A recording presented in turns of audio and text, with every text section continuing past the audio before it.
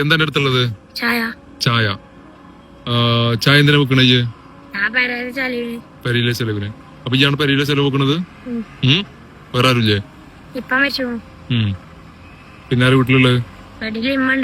ഇമ്മണ്ട്. ഉമ്മാക്ക് സുഖല്ല.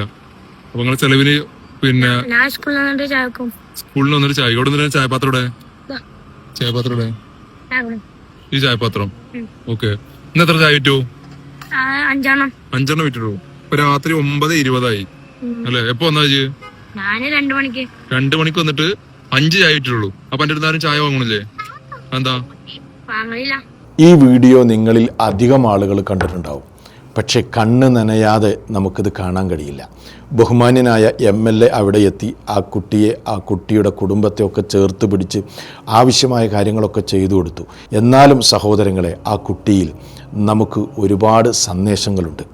വാപ്പ മരിച്ചു, ഉമ്മ രോഗിയാണ്, ചായ കച്ചവടം ചെയ്തുകൊണ്ടാണ് ജീവിക്കുന്നത്. എന്തിനാണ് മോനെ ഇങ്ങനെ ചായ കച്ചവടം ചെയ്യുന്നത് എന്ന് ചോദിച്ചപ്പോൾ വാപ്പ മരിച്ചു, ഉമ്മാക്ക് സുഖല്ല, ഉമ്മാനെ നോക്കണം, ഉമ്മയെ ഹോസ്പിറ്റലിൽ കൊണ്ടുപോകണം എന്നൊക്കെയാണ് ആ കുട്ടി പറഞ്ഞത്.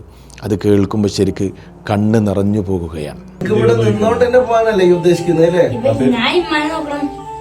നോക്കൂ നിങ്ങൾ ആ മോൻ്റെ വാക്കുകൾ. വാപ്പ മരിച്ചിട്ട് കുടുംബത്തെ പോറ്റാൻ ആരുമില്ലാതിരുന്നിട്ടും ഉമ്മയെ ചേർത്ത് പിടിക്കുന്ന ആ മനസ്സ്, അത് സമ്മതിച്ചു കൊടുക്കണം.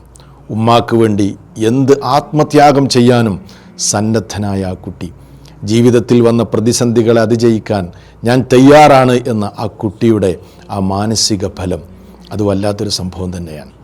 ഇതിൽ നിന്ന് നമുക്കൊക്കെ ഒരുപാട് മെസ്സേജുണ്ട്, നമ്മുടെ കുട്ടികൾക്കൊക്കെ ഒരുപാട് മെസ്സേജുണ്ട്. മാതാപിതാക്കളെ, അവരോടുള്ള നമ്മുടെ ബാധ്യത, അവരോട് എങ്ങനെയാകണം എന്നൊക്കെ ആ കുട്ടി നമുക്ക് പഠിപ്പിച്ചു തരുന്നുണ്ട്.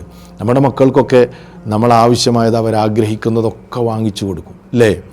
എന്നാൽ അവരെ ബോധ്യപ്പെടുത്തണം, ആഗ്രഹിക്കുന്നതൊക്കെ കിട്ടാതെ പോകുന്ന സന്ദർഭങ്ങളും ജീവിതത്തിൽ വരാം.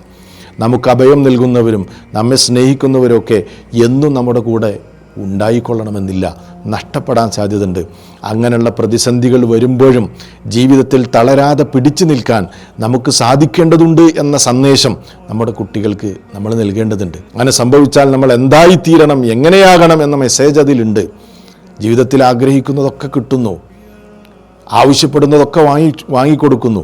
ഒരു നിമിഷത്തിൽ ആഗ്രഹിച്ചതിനപ്പുറം വല്ലതും സംഭവിക്കുകയാണെങ്കിൽ, അനിഷ്ടകരമായത് വല്ലതും ഉണ്ടാവുകയാണെങ്കിൽ പലപ്പോഴും പല കുട്ടികളും കയറെടുക്കും, ആത്മഹത്യ ചെയ്യും. എന്താണത്? ജീവിതത്തിൽ പ്രതിസന്ധികൾ ഉണ്ടാകുമെന്ന് പലപ്പോഴും അവർ മനസ്സിലാക്കിയില്ല, അവരെ പഠിപ്പിക്കപ്പെട്ടിട്ടില്ല.